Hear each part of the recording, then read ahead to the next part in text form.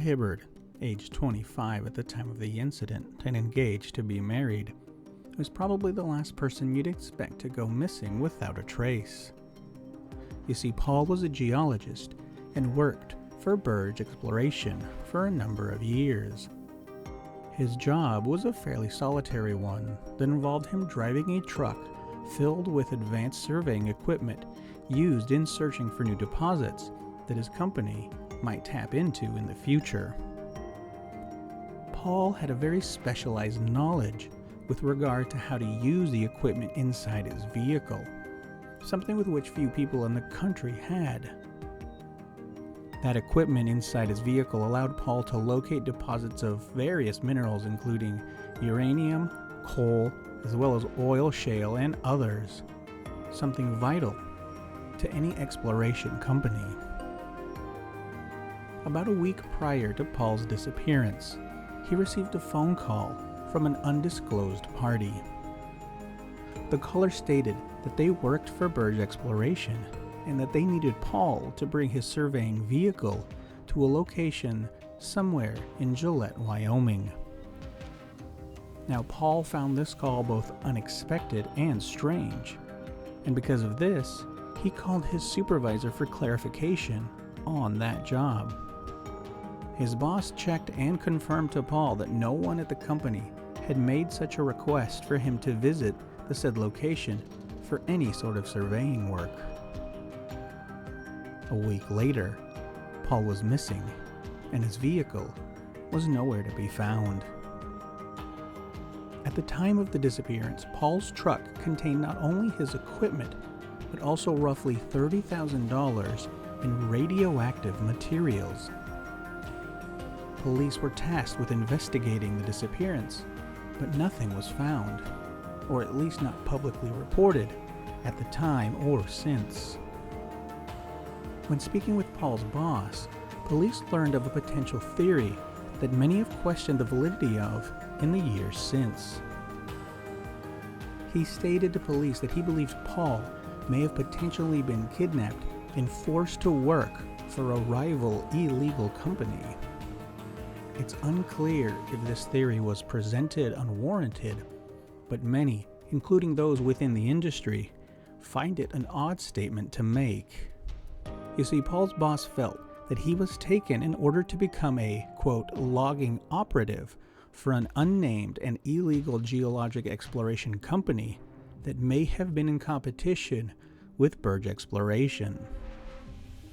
The equipment inside Paul's vehicle was worth tens of thousands of dollars and of no real use to anyone without his select experience or a company in the same field.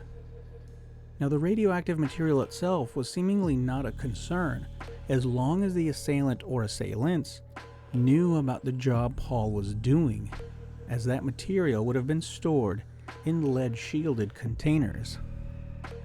It's unclear if those containers were ever discovered.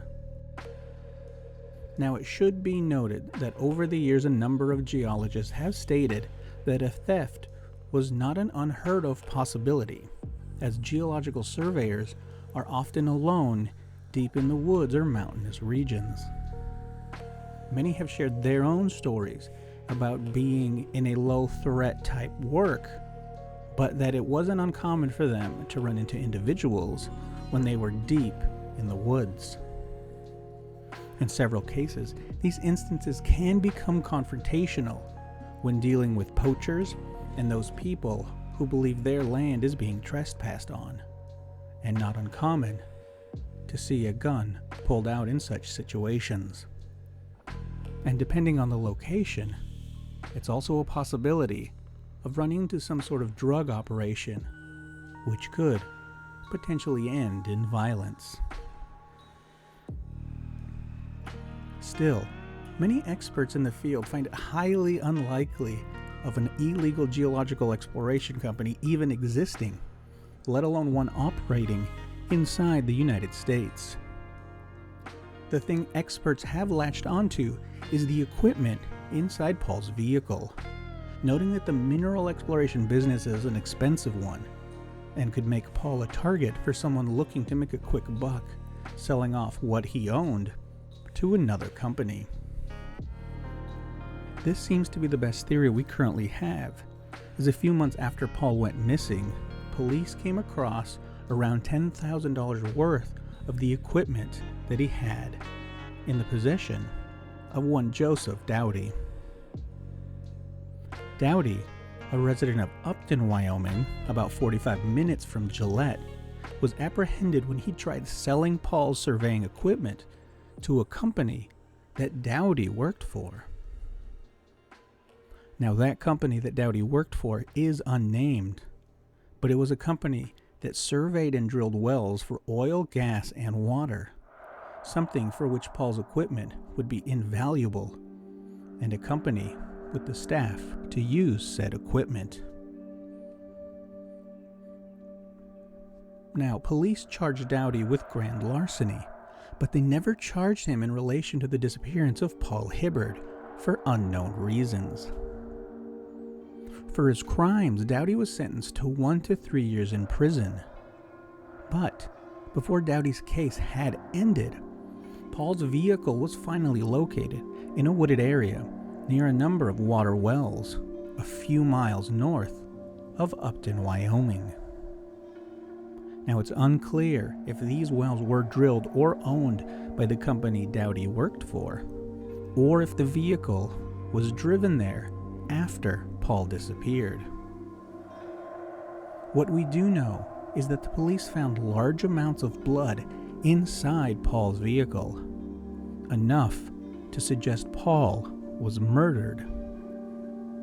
Police found blood on the door, they found blood all over the floor mats, and they found blood caked into the seat.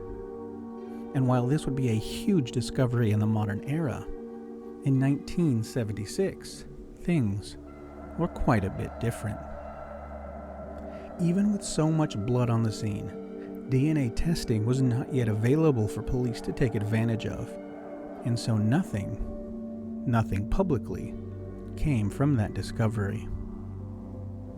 Now, we do know that the FBI managed to identify the blood type, but for whatever reason, it's unknown what blood type Paul was, making that discovery effectively useless.